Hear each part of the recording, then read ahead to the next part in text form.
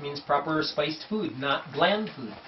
Purgation means purge the fire from your liver and cure all diseases, or most diseases, says Master Shunhua. But hey, he's a Chinese guy. They have more problem of liver fire than Indians, because they're quite pitta. Indians are more vata or kapha, unless they're certain North Indians are quite pitta, right? The South Indians, they're very vata, right? So India's a big country, but in general, China's quite pitta. Okay, next one. So purgation means triphala for vata, pitta, kapha, castor oil for everyone, and that's why haritaki, which is for vata, fried in castor oil, is very good. You take haritaki powder, you put it in an iron skillet or some sort of a skillet, and you put castor oil. Castor oil and haritaki powder, and you fry it until it slightly changes color, maybe a couple minutes, swishing it around. And then you want to do that with enough ratio of it that it's not gooey. You want it to be like sticky, slimy, castor oil is sort of sticky, huh? You want it to be like sticky, slightly slimy, but mostly sticky haritaki powder. You don't want gooey, slimy haritaki powder, right? So don't use too much of the castor oil. This is very good for vata style ama. It's called Gandharva haritaki. Okay, next one. What do you do with it? Bloop, down the hatch. And the typical dosage is always 1 teaspoon or ½ teaspoon 2 to 3 times a day. Next one. Purgation for pitta is amalaki, or bhumi amalaki. Purgation for kapha is triphala, but with more bibitaki. Purgation for vata is triphala, but with more haritaki. For pitta, more amalaki, and kapha, more bibitaki. That's purgation. Oleation means apply ashwagandha bala oil to the entire body, and apply Mahanarayan oil in the case of pittas and vatas, and in the case of pittas, Mahaganesh, or just dilute the Mahanarayan oil. Also, Nirgundi Tailam is sold by Ayurvedic Institutes, quite good as well. It's quite good as well.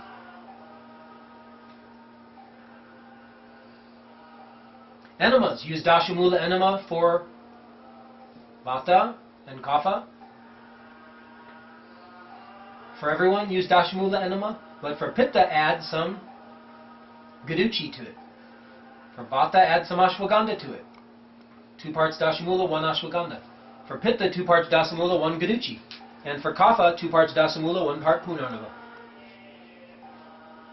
Hold the enema for 15 minutes. Do it every single day, or do it once a week on Saturday. Depends. When you're high vata, do it frequently. Obviously, don't do it when there's diarrhea and super loose stool. You could read about that when you study about herbal enemas basti. So these are the main methods for treatment of amavata. But you don't want to have to treat it. You should teach them now to remove the cause. Then you won't have to keep treating it. You mean I'm going to have to do this all my life long? Oh my God. Those herbs are so gross. One vata lady who finally conceived, she was so vata disturbed, it was very hard to get pregnant. Chinese Hong Kong woman, you met her, some of you. She was so vata disturbed, she has pain all over her body. And she hates those googaloo pills. They're not googaloo, they're poo-poo pills, she calls them. Because I tell her she has to eat them instead of swallowing, because she's Chinese. Chinese aren't wimpy like us Americans. So she does what I tell her to do. But she says they're so gross, they taste like poop, they're poo-poo pills. You give me the kaishor, the poo-poo googaloo. It even sounds weird. Googaloo and poo-poo. She's like cute little vata, always making jokes like that. But basically, she stopped taking it because it's just too gross. I have a question. I noticed also in the clinical intake that you gave quite a few vata people kaishor googaloo. And I thought that Yogaraj googaloo was better for vata. So they must have had some pitta symptoms going on as well. Or I was out of Yogaraj googaloo. Or Banyan was out of Yogaraj googaloo, because Yogaraj googaloo has every herb but the kitchen sink. It's a very complex formula. And it started getting banned by the FDA, or they'd go, oh, what's this, and they'd hold up the shipment. So Banyan decided to reformulate it so darn simple that their current Yogaraj googaloo, that's why I gave you all these tons of handouts here. I show the old Yogaraj googaloo, and the classical one that's found in the Bhava Prakasha and the Shangara Samhita is very detailed. So many herbs in it. The new Banyan one, it's like 6 herbs. Very simple. I'm like, well, they haven't reformulated the kaishor googaloo yet. They're still sneaking it by the FDA. Not that they're sneaking it by. It's not like it's banned. but they're getting to the point that they want to use 100% organic, and if it's not grown organic, they won't use it. And it's hard to get everything organic. Well, Kaishore Gugulu still has 2 herbs that aren't available in the US, but are only finding Kaishore Gugulu. But they just reformulated, they removed those 2 herbs and only used organic herbs, right? They've taken out 2 important purgatives, I think Danti and Trivrit. These purgatives that purge Pitta better than Amalaki. And they took them out of the Kaishore Gugulu. Now I got to buy my Kaishore Gugulu from Banyan, from Bazaar of India, because it's the real stuff. Even if it's a little older, it has the full classical formula, not the modern version that is all organic but is missing some of the key potent herbs. What to do, what to do, what can you do? So in India, Dr. Ladd says, my hands aren't tied, but here in America, my hands are tied. I just had a really interesting recording where you said that Dr. Ladd said that if you don't have Kaishore Gugulu, he gave an alternative with 10 parts Yogaraj Gugulu and then some other things. I learned all that from him. That's called Pariyaya. Pariyaya means when one thing doesn't work, you try plan B. Yeah. So there's a famous Buddhist sutra called the Sangata Sutra, Dharma Pariyaya. It means you tried all these other things to save people and help them out of their delusions and confusions, and it didn't work, so you use some tricky expedient that quickly gets them to the next level, right? That normally you wouldn't use that, but use an expedient. It means upaya, the 7th perfection of a great bodhisattva or a great doctor. You have the wisdom to know, so sometimes you'll use certain trickery. Like Dr. Ladd, one woman thought she swallowed a frog. And she's sure that she developed all these symptoms. He tells the story. It goes on for like 10 minutes. It's a great story. But I'll tell you in a nutshell, he basically, after trying everything with her to convince her otherwise, she just wouldn't stop believing she had swallowed this frog. And hence she got all the symptoms of having a frog in her body, right? So he finally had someone fake the bedpan. When she's in the hospital, she's getting so sick, I've got these frogs, and they've reproduced, I'm sure of it. Is she Vata? Yeah, she's Vata. So he finally had to put the bedpan with one of his assistants in the hospital that he was doing rounds in, and showed the 2 frogs. You know? 2. And the woman's like, thank you, Dr. Ladd, finally, you're the only one who believed me, everyone else doubted me. And a few years later, he met her and told her the truth. So this is upaya, you use a skillful means. So upaya means skillful means, as does paryaya. So Sangata Sutra, Dharma Paryaya, a famous Buddhist sutra. All these other methods to pull people out of their delusions and illusions and confusions and attachments and sickness and suffering, they won't accept. They're hoping still there's some magic bullet. Jesus Christ will save them, the Buddha will save them. So then you go, yes, the Buddha will save you. Yes, Jesus Christ will save you. You'll come up with some external expedient rather than have them do it themselves, right?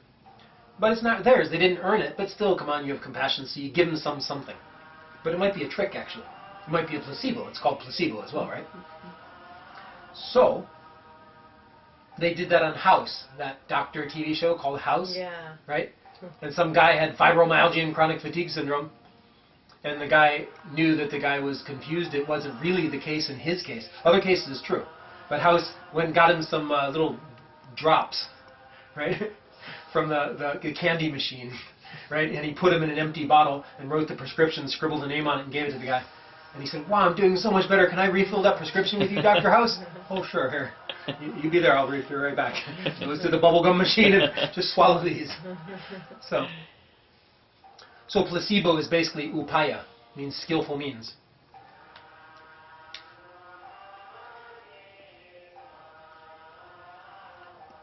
Okie dokie. So, Dr. Ladd's second greatest teacher, he said only use 10 herbs, but he mostly was very mantra-oriented, meditative, samadhi guy. He mastered all these mantras. He was called a Dhanvantari Pranacharya. He worships Dhanvantari, which is a form of medicine Buddha, meaning medicine Buddha is a form of Dhanvantari, this Buddha or god of healing. And he mastered his chi, his prana, which means his focused awareness right down here. And he was brahmacharya, he was celibate, and not interested in the world, yet still in it and helping people. And he wouldn't use all these 400 herbs and all these millions of things. He didn't have to. He would just use 10 herbs. And he said that this guy could only say the name of the herb in his mind alone, the herb that's missing, which are another 400 herbs or 500 herbs. And he would just say the name of the herb that implied that healing effect in his mind only. He didn't have to say it, go, Shatavari, Shatavari, Shatavari, Shatavari, right? That'd be still pretty cool if you could even do that. He just did it in his mind. He invokes the quality of that herb. But he's still at a level that he had to think that herb, he said, right? Because really, if you could just heal the person without anything, but he had to give him an expedient, and the expedient was he'd mix them a formula. Here's your formula. And it was actually his virtue, his chi, his brahmacharya, his perfection of these paramitas in him that did all the healing, right? But of course, you'd have to teach them some dharma, some cause and effect of how they got sick. Because if you just give it to them, they didn't earn it. And they keep coming back to you for more medicines. Okay. So he said this guy was his second greatest teacher. Only the first greatest just because he had karmic affinities to his guru, his main teacher, his master. So this guy was just a wandering ascetic sadhu, like a wandering monk, and he had these 10 herbs he always carried with him. He just mixed something up. Here's your formula. And of course they taste very, oh, that worked really well, but can I get this different? Maybe you can modify it a little bit. Oh, yeah, no problem. Oh, that tastes different. Thank you for the change. But really, most of the healing came from his focused samadhi and his mantra. And like I said, he would just chant the name of the herb alone in his mind. So when I told that to my mentor the other day, he says, don't you forget that, you fake. You fake guy, you. Because you're a fake if you can't start at some point contemplating that that's really true. And don't doubt that that isn't 100% possible. Oh, even though it totally goes against science and all that, right? That it's really mind over matter. And your mind creates everything of this world. But I shouldn't talk like that. Because it's not my state. But intellectually I have zero doubts on that. I never doubted when Dr. Ladd said that. Oh, it's just an expedient. He could have said Godzilla in his mind, and it would just work as well as if he said Haritaki. Right? I never had a doubt for some reason, and yet I'm not one of those blind faith guys. I don't know why. I never had doubts about this stuff. What can you say? They say it's only through faith at some point that you enter the door. You might enter the door initially through other things, but the only way you remain is through a certain faith. But it's not a blind faith, though, in the Dharma. Okay, next one. So fomentation should be done. Means steaming, basically. Sudation, fomentation. You know, sweating therapy with oilation. Dry with heated bags of sand in the case of kapha. You could do it for vata as well, but it's going to irritate them.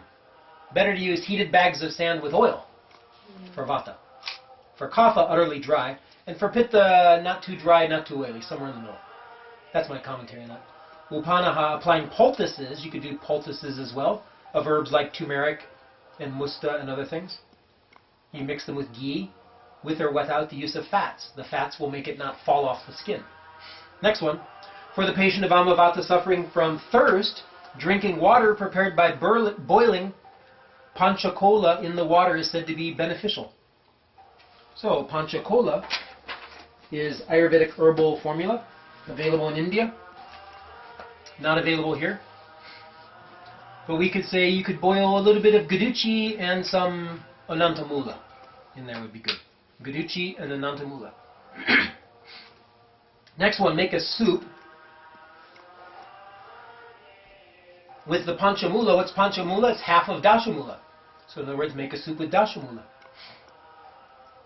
And add some dry ginger. That can be given. So dashamula, ginger, plus whatever vegetables and meat if you're a meat eater. But don't eat too much meat when you have arthritis. Next one, fruits of a bitter taste. What's that? Well, a bitter melon can be given. Punarnava is useful for kapha, as is bitter melon for kapha. Gokshura is useful for kapha and vata and pitta. Gokshura helps the kidney, says Ayurveda. Chinese medicine says Gokshura, called Baijili, Tribulus terrestris, helps the liver, secondarily kidney. So liver makes more sense. That's why the Gokshura there. I'm not going over all these, because a lot of these herbs are not available in the U.S.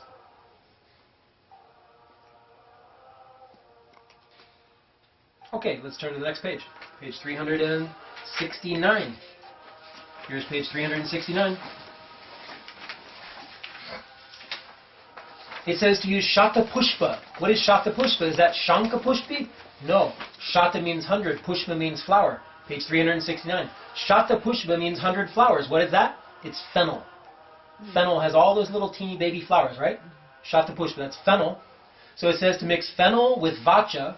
The herbs that we don't carry in the U.S., I won't mention. Will it still work without those? Well, only you can say if you've been well trained, and Dr. Ladd trained me well. So vacha with fennel, sounds good so far. With punarnava, yeah. Daru Huridra, Devadaru, they're not available in the U.S. anymore.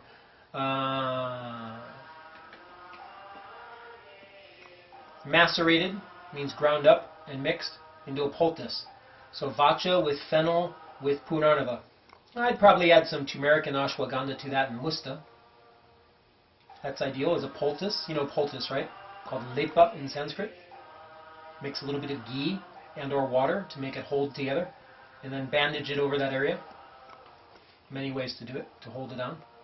You know, the Chinese, they make them into a decoction, then they soak the ace bandage, right, with a certain amount of adhesive on the corners, and they have this like bandage plaster. They call them a plaster, right? And they're very effective. They have so many plasters, these Chinese, pre-made. I don't see that in Ayurveda. Ayurveda is a little more naturalistic. Not as many prepared products in this area. Okay, let's move to the next paragraph. Chitraka, very important. Extremely important that Chitraka be in all the herbal formulas. Chitraka is He Mian Ma in Mandarin. It's called Plumbago zelanica. Katuka is Kutki. Picroryza Kuroa. It's called as Hu Huang Lian. Huang Lian, Lin. Hu Huang Lian. That's for Pitta and Kapha. Amrita is another name for Guduchi. Amrita is Guduchi. That's good for everyone. Devadaru, well, that's hard to find now. It was carried here briefly. Vacha, mostly for Kapha and Vata. Musta for everyone. Abaya means no fear. And who has all the fear? Vata. Well, what's the best fruit for Vata? Haritaki. So abaya means fearlessness. That's another word for haritaki.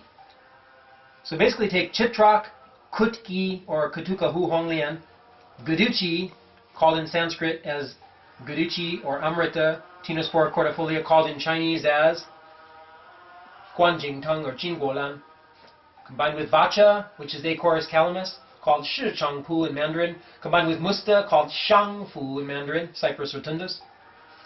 Combine that with abaya, which is haritaki, chibulic maribolan, called in Mandarin as hezi. This should be made into nice powder and consumed daily with warm water. Ideally, you should boil it or steep it in hot water, but warm water minimal. This is the ideal medicine for Amavata. Sounds great, huh? Let's just add a little bit of Googaloo. Huh? But for which kind? I mean... Well, since we have upaya, skillful means, and we have parayaya, when we run out of one thing, we try something different, and we have skillful means, which means expediency.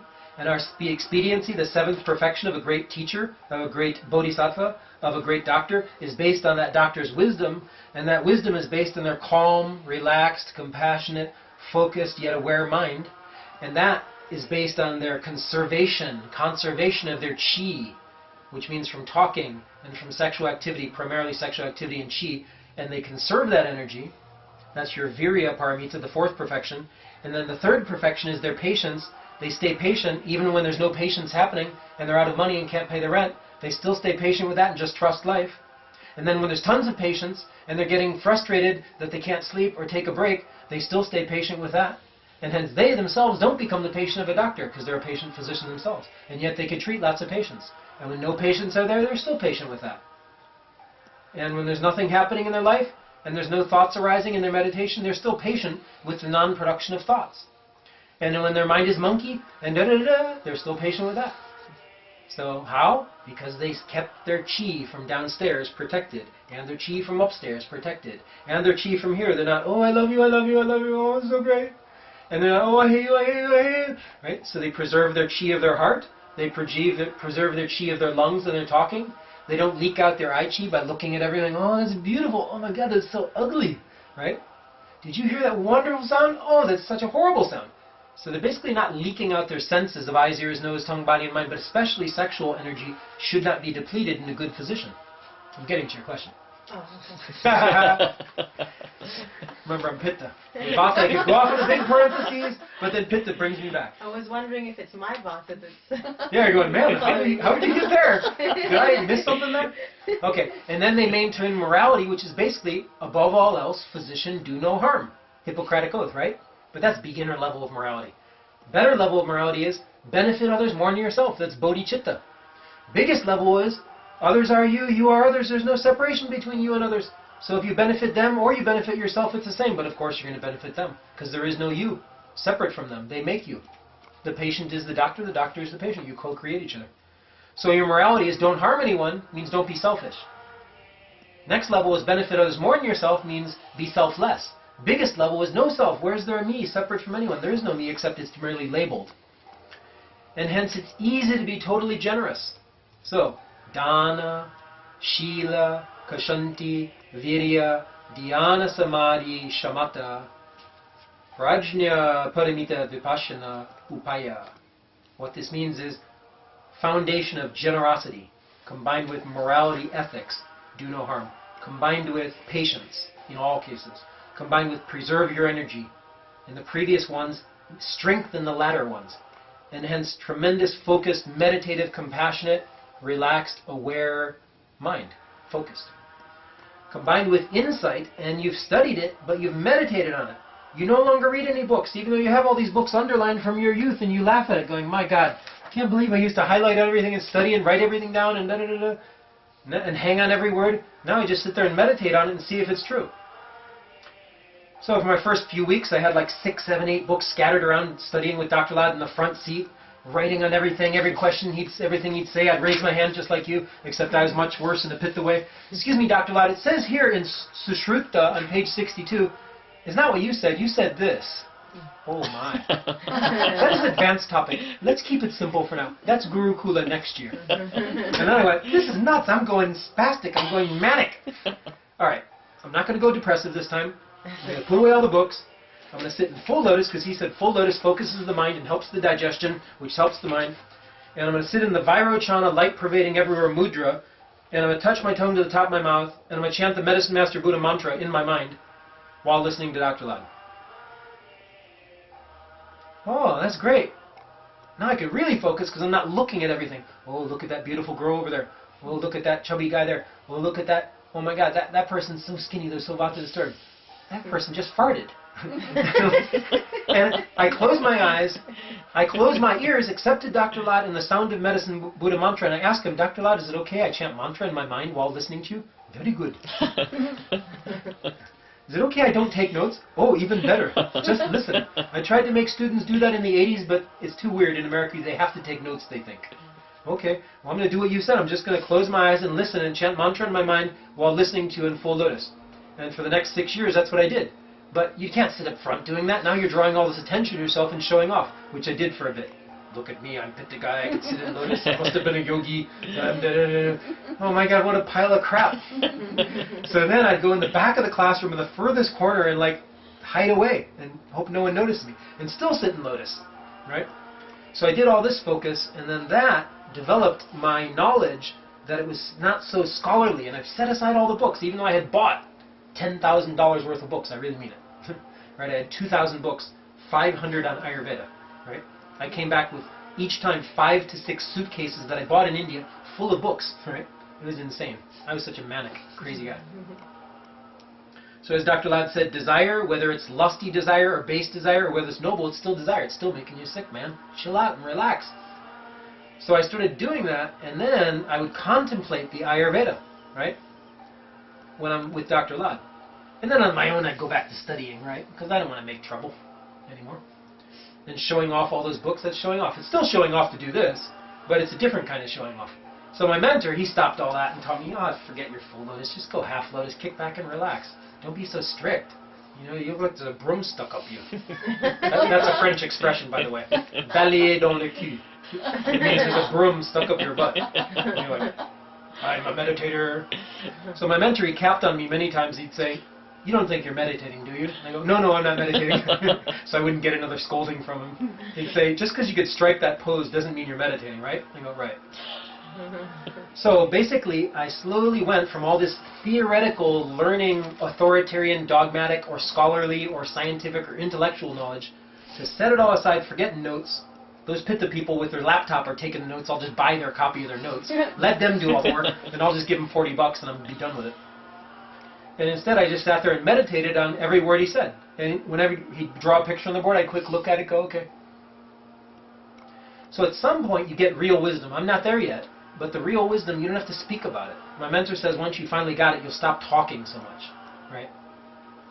So there you go. So you have to go from literary wisdom to scholarly, to contemplative wisdom to grandmotherly wisdom, means real wisdom, means homespun, down to earth. Don't even have to speak about it, just common sense. Yet it's very uncommon in the modern world.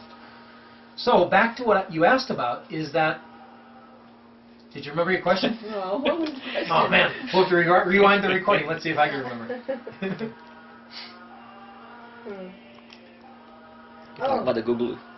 Yeah. Why did you give Kaisho or Gugulu? No, that wasn't the question actually. I remember it was. We were going over this formula Chitrak and Kutki. Yeah, very good, thank you. And then I asked. So how do I know? How do I know that that's good for Amavata of a Pitta nature or Kapha nature or Vata nature? Well, if you have, now I'm going to get back to that, if you developed your generosity, your morality, your patience, your vim and vigor, vitality, your chi, your ojas, your meditation, your wisdom, now you can expediently, randomly, without referring to a book, give the appropriate mixture of herbs. So what's that mean? It means Vata, on the fly. And if I read this to Dr. Ladi, go, oh, very good, right? Vata, okay, we got Chitrak, Kutki, Guduchi, Vacha, Musta, and Haritaki. Okay, let's throw in Gugulu just for fun. What are we going to do for Vata? We're going to go heavy on the Chitrak, light on the Kutki, because Kutki's bitter. We're going to go heavy on the Guduchi, and medium on the Vacha, because it's very spicy. And pretty heavy on the Musta, but not too heavy, because it disturbs Vata. And heavy on the Haritaki, because they're constipated, and Gugulu is good. Now let's do Pitta. We're going to go very light on the Chitrak, because it provokes Pitta, but we're going to go super heavy on the Kutki, because it purges the blood from fire. We're going to go very heavy on the Guduchi, Amrita, but we're going to go extremely low, probably none on the Vacha, just one part. We're going to go very heavy on the Musta, because it's great for Pitta, but we're going to go very light on the Abaya or Haritaki, because it's going to make them have diarrhea instead of just loose stool. Now Kapha. We're going to go extremely heavy on the Chitrak, extremely heavy on the Kutki. The Guduchi will decrease down to very little, just a little bit of it. The Vacha, we're going to go tons of Vacha, because you need to spice them up, perk them up, wake them out of their sleep and their depression. And we're going to go medium on the Musta, and then on the Karitaki, they're not constipated, we'll substitute Bibitaki. Or we'll go with just little Haritaki. There you go. Done. So do you see what I'm saying? Yeah. If you master, then you're a Buddha. If you don't master, but you work a little bit every day on your generosity, dana, paramita, on your morality, your ethics, which means don't harm others, and basically leave people alone, right? The generosity is help people. The morality is just don't harm them while you're helping them. That's the Shila paramita. The Kashanti paramita is be patient with yourself and others. The Virya paramita is preserve your ojas, that especially means sexually, which means your kidneys and your heart and your speech, your lungs. And then that's Virya, vim and vigor, vitality, prana, chi, stick-to-itiveness, perseverance. Then your dhyana samadhi, your shamatha means your calm abiding. You're relaxed, compassionate, kapha, focused, pitta, awareness, vata. Okay? Passive, kapha, choiceless, because pitta is always choosing, it's this way. So it's choiceless, and awareness, vata. Passive, choice, awareness. That's the fifth perfection, dhyana samadhi, paramita. Then the seventh is prajna paramita, your wisdom. The wisdom that studied all this, but then contemplated the interrelationships between vata, pitta, kapha, vata pushing pitta, pitta pushing kapha, vata pushing pitta, pushing kapha, kapha blocking pitta, kapha blocking vata, pitta blocking vata, and the herbs and this, and contemplate oja. You contemplate it all. You stop studying. You just sit there, and every day you don't study, you just contemplate what you've learned after you've first taken a bath. Apply oil to the body, take a bath. Then light some incense. Put essential oils on your chakras, right? Light incense. Do some yoga. Do some alternate nostril pranayama with nasya. Do some chanting. Shidan no borla. Dulu dulu dan sushi di jari sabala. Whatever your mantra is. Then do some contemplating, awareness rather, of your nostril. Oh, focused mind. And then contemplate the gunas of vata, pitta, kapha until you've memorized them. Look at the sheet. Chant the gunas until you've memorized them. Then once you can say them quickly, then sit there and contemplate what they mean. So you basically develop your intuitive wisdom, that is insight, right? And then the seventh perfection is upaya paramita. Means you naturally can mix anything up, and it doesn't have to be God said. It's not in the classics, so what? It's not tested. But you know how it's going to interact because you've studied it well enough. Dr. Lad, that's his specialty. When someone like Dr. Partap Chauhan, who is more God said, no offense to Dr. Chauhan, he's amazing, but he's a younger guy. He's only in his 40s. Dr. Lad's in his 60s. When I started coming up with formulas in Las Vegas with Dr. Chauhan, how about this, that, and the other thing? Can we mix up a little bit? And he's like, that's not Ayurveda. Where'd you learn that from? Dr. Razan Lad. Well, how can you do that? You should use Bhakti pills that are pre-produced. There's over 400 or 500 available in India, and we make our own batis. That's not available in America. You need upaya paramita. You need skillful means. You need expedient. You need parayaya, dharma parayaya. When this dharma teaching doesn't work, because there are no batis, tablets and formulas here, then you use this expedient.